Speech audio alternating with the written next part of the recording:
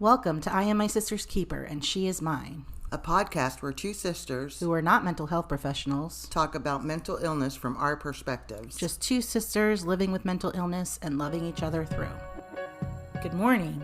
Good morning. Happy day to you. And happy day to you as well. Today is our mother's birthday. Happy birthday, Mommy. Happy birthday, Mommy. God, she would be 72. Yeah. Right? 72. Yeah. That's insanity. She was 54 when she died. That is insanity. So let's talk about that a little bit, because we are aware that a lot of people don't have good relationships with their mothers. Yeah. And we tend to talk about our mom a lot, and it sometimes probably seems to others that we put her up on this pedestal and that she was the perfect mother. And she wasn't. Nope. But here's the thing.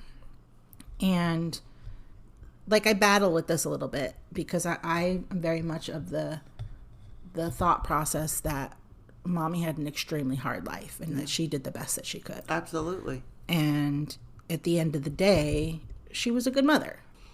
I find that sometimes when we talk about Mommy, that you are, you feel bad for... I feel guilty. Yes. Saying anything negative. Right. And I think it's really important for us. Stacy's very similar in that. She doesn't want to hear anything negative about Mommy. I know. And I feel that Mommy was very well aware of her shortcomings, right? Mm-hmm. And she did make up for... More than made up for. And we're aware that she was a child. Yes. And she was trying to break her own cycle of trauma. Yep. But I think it's important that we're honest, because I think that if she were here, she would be the first to be like, man, I fucked up in that situation. Absolutely. I think that she carried guilt around that. She did. I think there's a lot that she carried guilt around. She definitely did. And so I just think it's important that, first of all, we're honest with ourselves. And that we're honest with our listeners. Right. And because I don't want people to think, well, they had such a great relationship with their mother was so perfect or whatever. Right. And that's just not the case for everybody. Yes, particularly, I feel like, particularly once we were out of the hell house. Yeah. And she had her addiction issues, so we went through that. Yeah. But having the stability of Dad, I think, really was a way for her to feel supported and that she could finally grow. Right. And there is no question in the world that whatever she did wrong when she was younger in raising us, she made up for it. Oh, absolutely. And she loved the hell out of us. Yeah. And there was never a question that. No, never. And going back to, people thinking we might have this perfect relationship, me and Mommy, we would fight like cats and dogs when I was a teenager because I was just so angry. Right. I was so angry. And I took it out on Mommy because I didn't understand at the time that she was also being abused. Well, how could you understand that? And she couldn't help. She couldn't help us. Right. So, but when she finally got the strength to help us, she did. She got us out of there. Yep. So. Yeah. And with me, I did have a perfect relationship with Mommy. And was it also dysfunctional? Yes. Because, and this is something I've been talking to my therapist about, it's like, I said, I'm my mother's daughter. I'm very much my mother's daughter. And she said, but you are also yourself. Mm-hmm.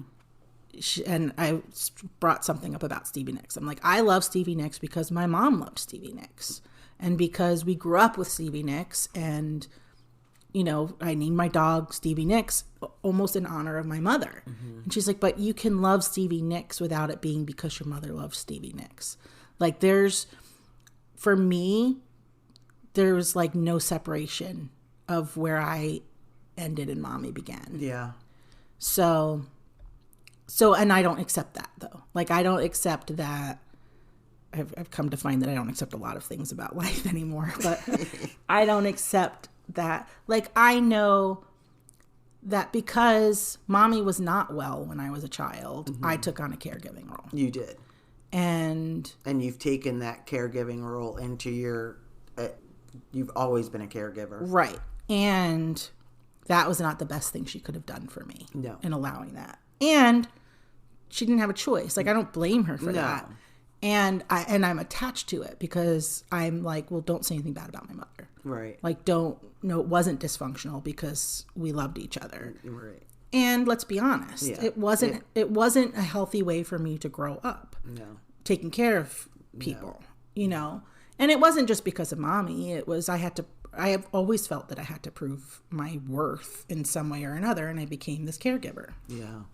So, in talking about that, funny conversation I had with my therapist last week.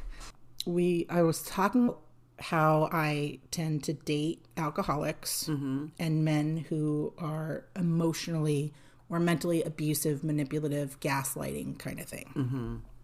And she's like, well, she said, women tend to date their fathers. And I said, I have no, I don't accept that. She goes, no, but think about it. I said, I never wanted anything from my father. I was just a weapon to him. Yeah. And she said, right. But as a child, you wanted him to see you as more than a weapon. So I go, I just don't understand the whole alcoholic thing. And then I had the self-awareness around that, in that I don't think it's going to be what you think it is. Oh. You're shaking your head like you know what I'm going to say, and I don't think that you do. Oh, okay. But you might.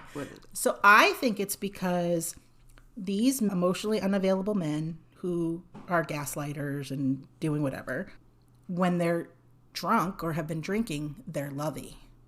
And they show me affection. Yes, you've said and that before. And I feel loved. You have said that before. So it's not about the addiction that runs in our family or that or anything. You're right. It wasn't what I thought it was. Yeah. And I knew that because you've said that before, actually. Yep. So I should have guessed. Yeah, I actually think we did talk about that before. But it's like, that's totally what it is because I wasn't getting the affection. Yeah, it's therapy's been great.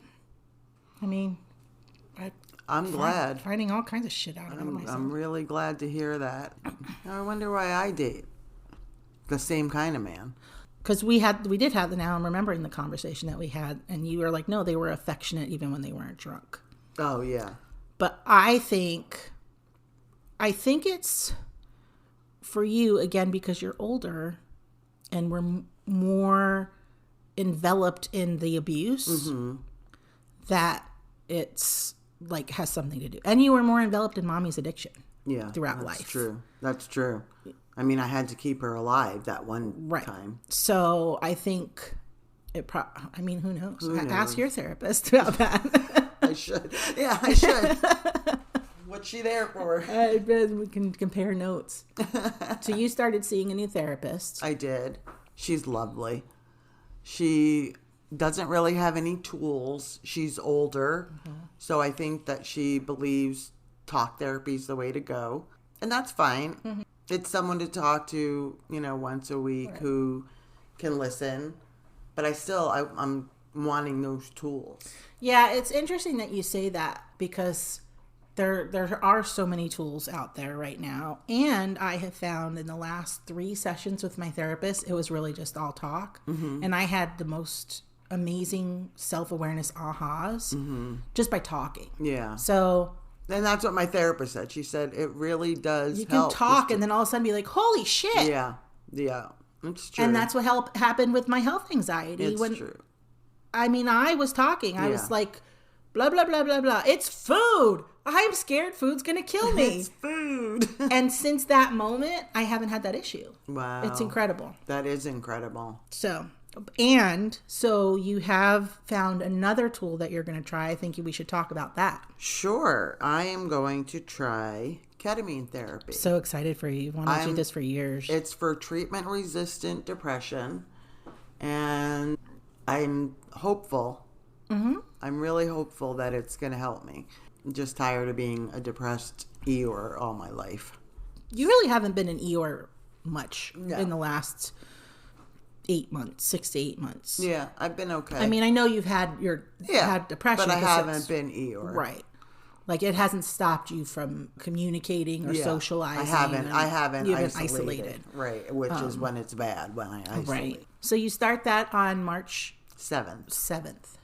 And what does that look like? It's you go 2 times a week for 4 weeks for 2 hours at a time, and then for 5 weeks you go once a week for 5 weeks after the 4 weeks. Right. So it's total 9 weeks, maybe more. Right. Just depending on how. Now, do you know why it's 2 hours? Like, I know they monitor you, but do you know if they do it in like pieces or like you don't know? So, I don't know. So we'll have to find all this out after your first. Yeah.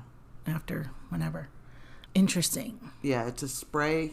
It's a nasal spray. It's 2 shots up each nostril, I think, or 1 shot up each nostril. And then for 2 hours, you are in a room, I suppose, and they monitor you. And I don't know any more than that. All right. Well, we'll find out. Yeah. We'll get the deets. Well, I really hope that it will help. I've heard really wonderful things about it. From everyone, every testimonial I've seen and from other people that I've heard who've done it through other people. Right. It's changed their lives. And shockingly, your insurance is covering it. And my insurance is covering it. They pay 80%, I pay 20%. That's pretty incredible. Which is incredible because I didn't think it would be covered. I didn't either.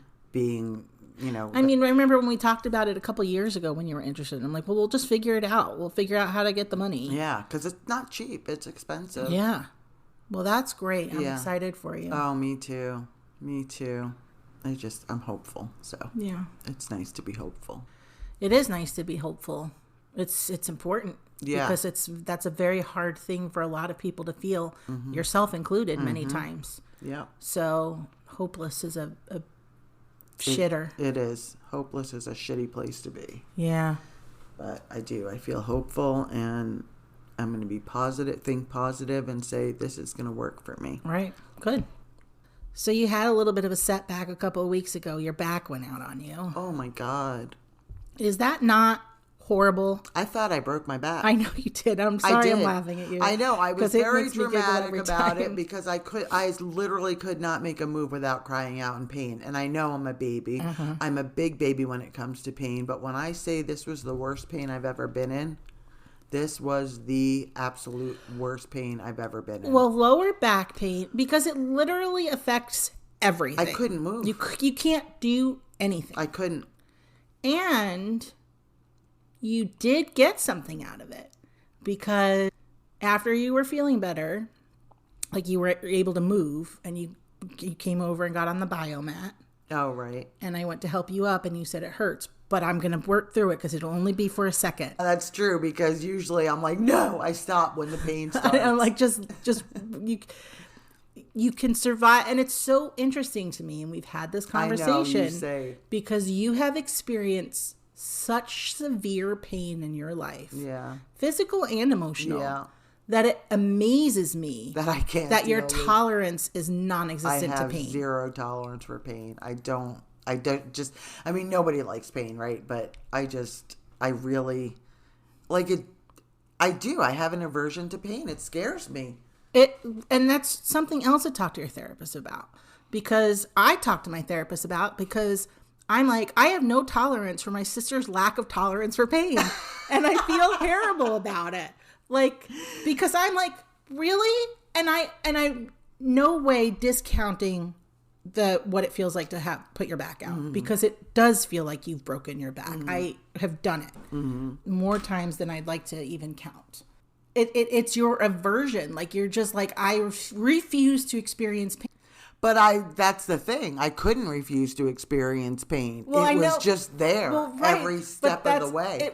Right. And so, like, I'm like, when I came over there, and I'm like, you just have to sit up. And you're like, I can't. I'm like, but it's only going to hurt for a second, and then you'll feel better, And you're like, no. I know. And so it's like, but you're already feeling pain. I know. So, like, what's the worst that's going to happen? Because it's a worse pain when you move. Like, I can't explain it. But right. But it's a temporary one. I know. And it's like, I always like to say, well, what's the worst that can happen? Well, in your head, you already thought your back was broken. I did. So the worst case was, Yeah.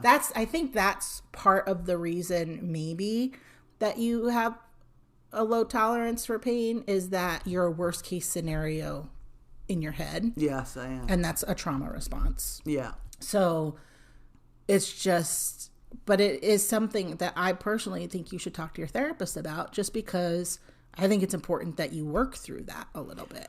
I don't know. I mean, does anybody like pain? It's not about liking pain. It's about a tolerance for pain. So for example, like, I've put my back out. Yeah. And you don't have to scream every time you move. Number one. I'm like, oh my. And I knew what happened when it happened, because I heard you scream from your apartment, and I knew what, like, it was a designated back scream. Like, I knew your back went out, and I text you, and I'm like, well, she doesn't have her phone. So I'm yelling through the cat door, do you need me? No. What? Do you need me? And so I'm like, but it's just like, in a lot of instances for you, for pain, it cripples you. It does. Whereas a person with a more normal threshold for pain, they just muddle through. Yeah. And that's not to say that when you feel like your back is broken, that you should muddle through. There was no muddling through. No, I know. I have karma. I just have to say that I have karma sitting in front of me, looking like he's talking into the microphone. Oh my God, he's and too I'm cute. gonna have to take a picture and post it for those on the socials, because he's so cute. He's just staring at me while I'm talking. Anyway, sorry.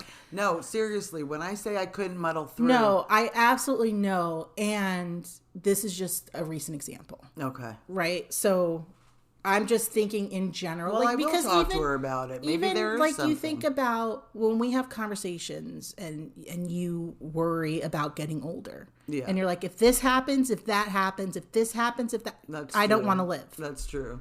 You know, Yeah. and it's like, okay. And I get it, like, especially with dementia and things like that, because that's horrifying to even think about. Mm-hmm. Well, I said it the other day with ketamine therapy. Yeah, if you something end up happens and I end up stuck inside myself. Right. And I'm like, well, if you do, it'll only be temporary. You know, like, but it's that worst case. It is. And it's just so interesting and to me. that is a trauma response. Right. And it's so interesting because in my mind, you have already experienced and survived some of the worst things possible. So that's why it's really hard for me to reconcile. Yeah. Like, I'm not judging you or criticizing you. I know. It's that thing that makes me so curious about, like, what you do think is the worst that's going to happen, you know? And I don't know that you even know that. Like, you're just so fearful about pain. It. And it's funny because even, you know, like, I'm not afraid of dying, but I am afraid of how I'm going to die. Right. I always say I don't want it to be painful. Right. So it's so weird to me. I'm terrified of pain. That is weird. I never really thought about it. I wonder why. I guess I'll talk to my therapist. Well, I assume that it's like a trigger that you're, I don't know, just going back to feeling the pain that you felt back then. I don't know. Maybe. It's just interesting, just an observation. I know, and you have such a strong tolerance. I have a pain. ridiculously high pain. Like, I'm total opposite of you. I sleep through tattoos. Like, I have an extremely high tolerance for pain. And for me, though, it's a lot of times it's a mindset of I just got to get shit done. Like, I don't have a choice. Yeah. I have to do, or that I am fearful of getting stuck in that. Oh. And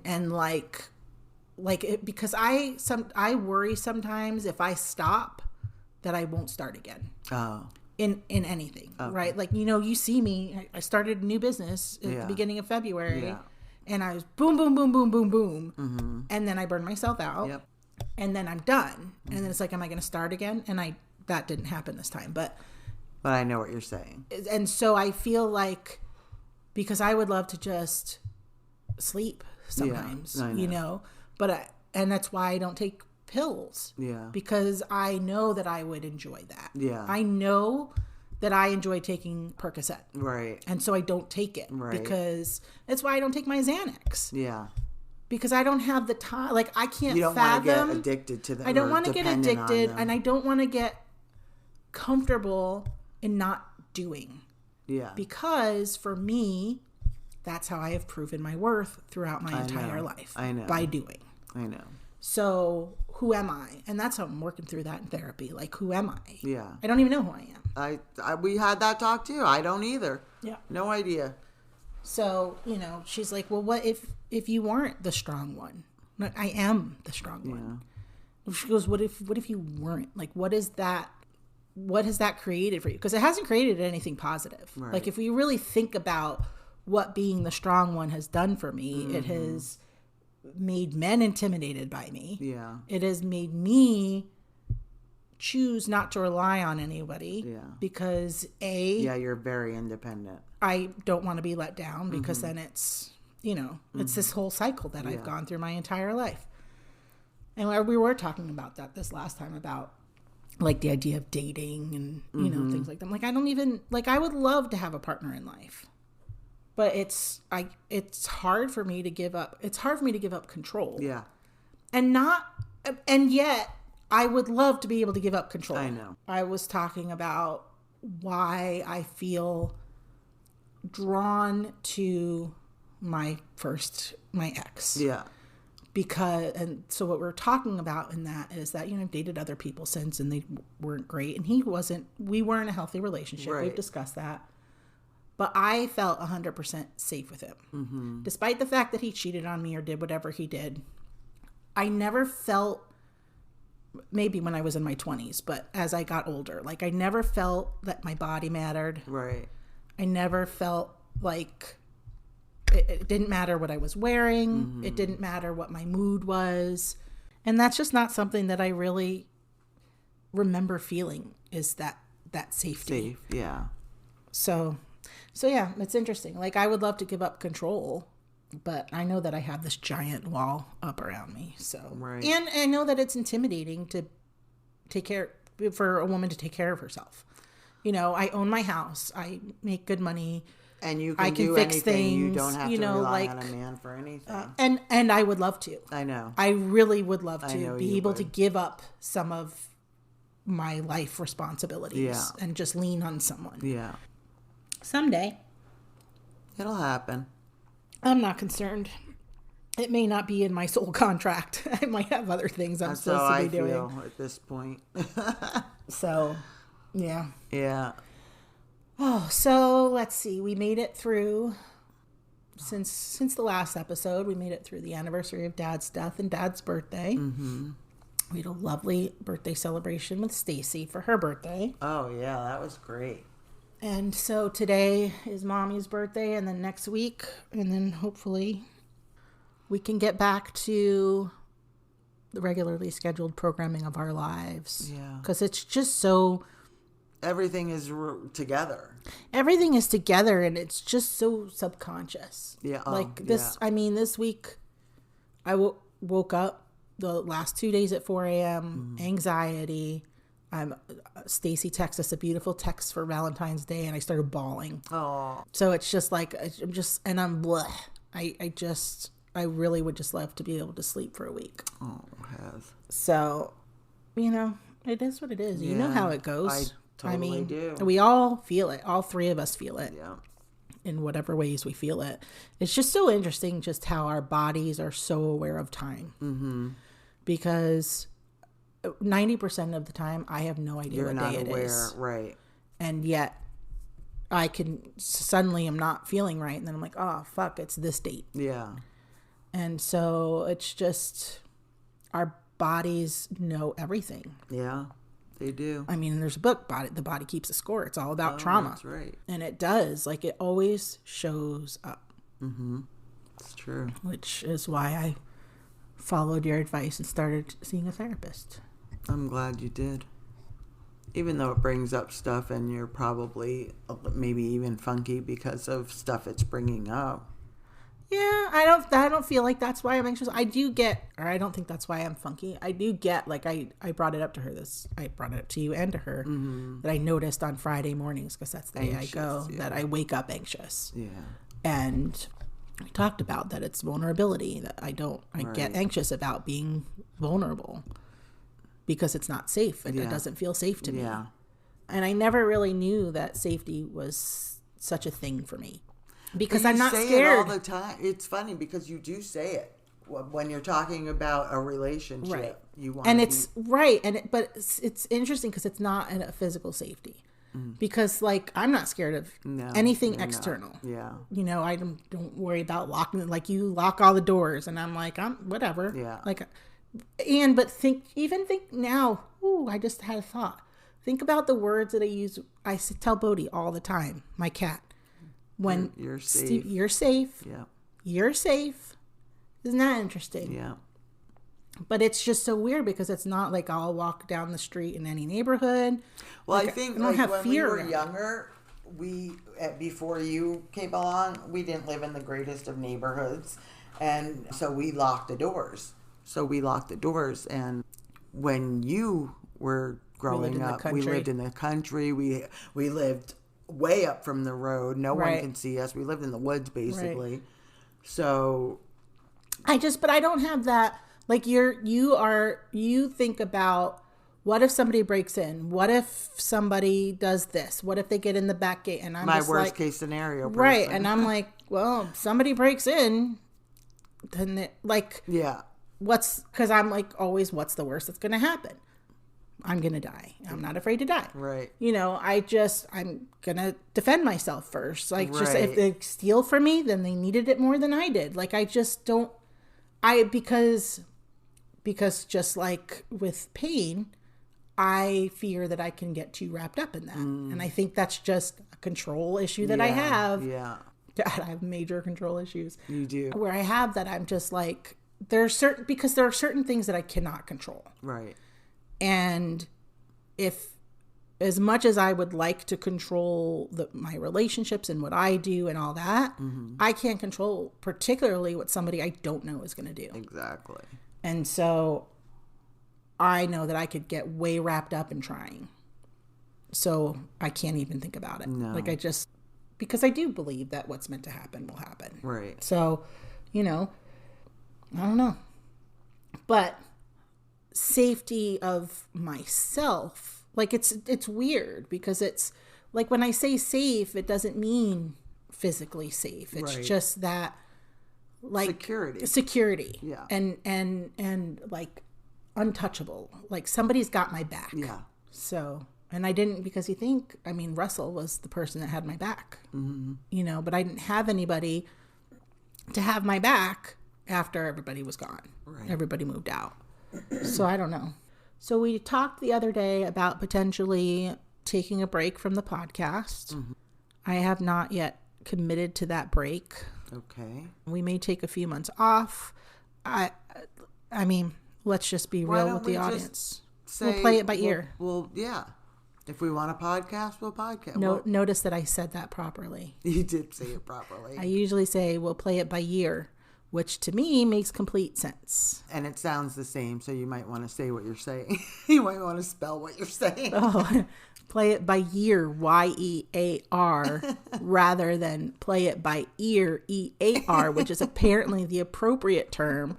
But play it by year with the Y makes complete sense to me. Yeah. Because we'll take it as time comes. A year is a measurement of time. It is. But that's a long time to take it by. Not in the 2020s. It's not. It goes by very fast. It goes by very fast. My God. And what if we're playing it by ear? We're not talking. Like, if it's something that we're doing, play it by ear actually doesn't make sense. Play it by ear with no Y doesn't. Play it by ear with a Y makes more sense than without. Maybe I've been saying it wrong. No, I think you're right. No, I think I am too, but I don't know. So maybe we should take a poll, and we'd like to hear. Do you say play it by ear with a Y or play it by ear the body part? I'm going to put a poll up on this podcast, so I'd like to really hear about that. Yeah, I'd like to know too. Interesting. Yeah, there's something else I say wrong too, and I don't remember what it is. All you would of a remember. sudden. No, I don't say that wrong. You say all of a sudden sometimes. All of a sudden. It's all of a sudden. Oh, I say all of a sudden. Yeah. Just because it's faster. Yeah. All a lot of people All do. of a sudden. A lot of people do. Yeah, that I don't know what bothers else you you too, say. It does bother me. because you correct me. That's how I know. It bothers you. Well, you correct me every time I say something wrong, which is just so funny to me because it's like... Because I say a lot of things wrong, too. No, that's not why. Oh. Well, you do, and I don't correct you generally. Right. And because you have this thought process that you are not smart. Oh. And you prove every day that you are. Oh. And so it makes me giggle because it's like... that's funny. Well... You're smart enough to correct me. I don't correct you because I'm being a dick. Yeah, I'm not being a dick. I'm trying so that you say it right in the future. But if I've been saying it this way for 40 years, do I care? I guess not. I won't correct you from now on. Howdy if you hear me. Shut it. Oh, yeah. So anyways, Yeah, we'll we play went it. off there. We'll play it by minute. I mean, we'd love to hear from you. It's just, in all honesty, let's be honest. Why this is on the table is because we did not start this podcast to make money. We started it to help people, and recording and producing and editing a podcast is extremely time consuming. Mm-hmm. Never mind the social promo that is now required for everything in the world. Everything. So, and that I would have no problem with that. However, we don't have a lot of listeners. No. Like, we're going to be honest. We have well below 100 listeners. We have below 50 listeners. So, not that we don't care about you 31 listeners, because we do. And let's be honest, 28 of them, or 3 of them are probably us. Because we listen, make sure they're working on everything. Right. So 3 to 4 of those listens could be us. Yes. So not that we don't care about you. It's just that that's a lot of time. Yeah. Like it almost seems better to just go live on like Instagram and talk to people. Oh, you know? So we'd love to hear your feedback on that too. Again, we started this podcast to create awareness and to help people with our stories, our stupid personalities that we have. And if that's not happening, I can't spend that time and energy. No. Yeah. So we'll play it by ear and see what happens next month. I mean, because we're probably going to want to talk about your ketamine experience. Well, yeah. So definitely. I know, and you say play it by ear, but you have to be consistent with this kind of stuff per the social marketing gods. True. So again, we're not trying to make money. That's like not our intent. No. I have no wacky thoughts that we're going to make money from this podcast. Make them feel less alone. Yeah. Well, I mean, we're not monetizing it in any form or fashion. No. But, if it's only 25 to 30 people, you matter. But honestly, I'd rather connect with you one-on-one. Mm-hmm. Reach out to us on direct message on Instagram or something, and I'd rather just talk to you. Yeah. And, I'm also feeling funky, so it could just be that. But it's a lot of work, and it's a lot of energy. And, when you're trying to build 2 other businesses and actually trying to make money, it's just a lot. It is a lot. And it's a lot of pressure. Yeah. And it's pressure you put on yourself. It's totally pressure I put on myself because I'm an overachiever that has to prove my worth. Yeah, I know. So, I wish so you didn't nobody's feel gonna like that, nobody's 'cause gonna you die are, like, if so we don't have a amazing. podcast. Thank you. No, you're right. So, and we're still gonna have coffee Absolutely. talks and talk about these things because we do. Yeah, we just won't have the microphones in front of us. Right, which is a little more convenient because the cats like to eat the wires and pull them out, which you'll notice happen during this episode. You might notice a funky cutout. That's because Karma unplugged my microphone. Anyway, so what else, Fran? You have anything else to share? Oh gosh, I don't think so. I know. It's February. It's almost March. I know. Like, if we're like being it was honest just about it. the new year, and I know it. Every year since 2020 has just flown by. I mean, it's been going fast anyway, but since 2020, it has been. I feel like it was just 2020. Well, I have a very firm belief, and this could be a conspiracy theory, oh no. that time actually is moving faster due to global warming and the magnetic field and all that. So I actually do have that theory because, but that's crystals. So I can't wear watches. Right. You know that. Right. Because they never run properly on me since I was a child. I know. Which I think is due to the entrainment of the energy of the crystals that are in watches. Oh. And my car clock, I have the same issue. Because I set my car clock for 7 minutes fast. Mm-hmm. And it never fails that within a few months, it's faster than that. I know. So... how does that happen? Exactly. And what's interesting, we're totally getting all sci-fi now. But, oh my God, something else sci-fi I'll tell you in a minute.